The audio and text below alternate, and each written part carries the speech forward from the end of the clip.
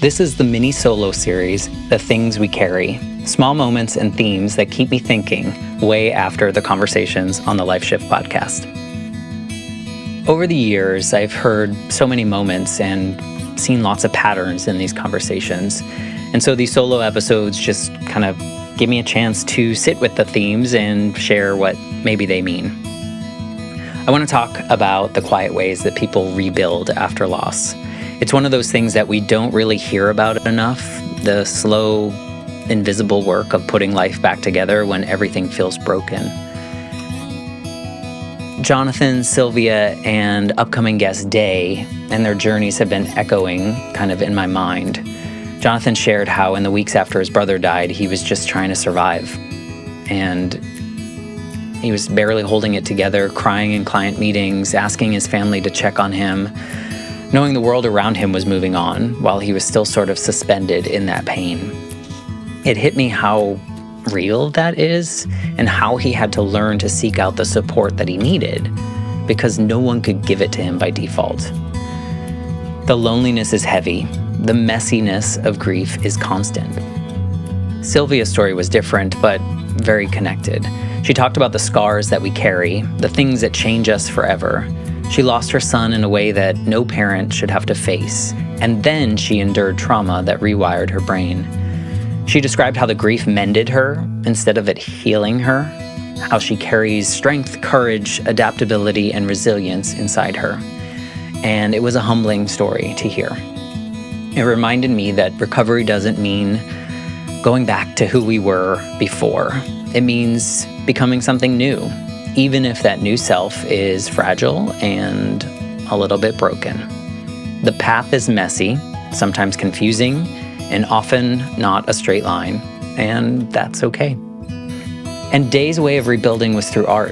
In the middle of ordinary days, making small offerings for friends, a leaf arrangement here, a photo and a note there. It was quiet, personal, and gentle. And it reminded me that rebuilding doesn't have to be monumental all the time. Sometimes it's just a small act that we can repeat, a ritual that helps hold the pieces together. The ritual itself can be a form of healing, a way to reclaim some order and meaning when life feels unmoored. All these stories together remind me that grief is not a task that we complete or a mountain to conquer in a beautiful way.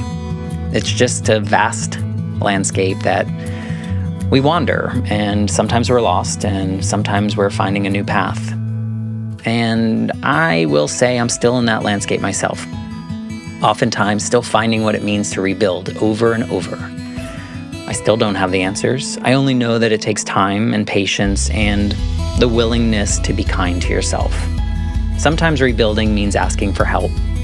Sometimes it means creating new rituals that feel right to you. Sometimes it means letting go of who you thought you'd be and opening up to who you are now. And sometimes it means sitting quietly with your pain, knowing that being present with it is itself an act of courage. So if you're walking through loss right now, notice the quiet ways that you're starting to rebuild. Maybe it's in the small moments you didn't expect, the first time you laugh after a long time, or the way you reach out to a friend even when it's hard.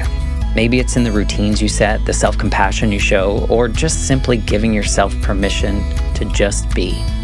No timeline, no right way. There's only your way, and it unfolds just as it needs to, and I think that's enough. So, notice where your life has shifted, where your line in the sand has been drawn. What does rebuilding look like for you right now in this moment?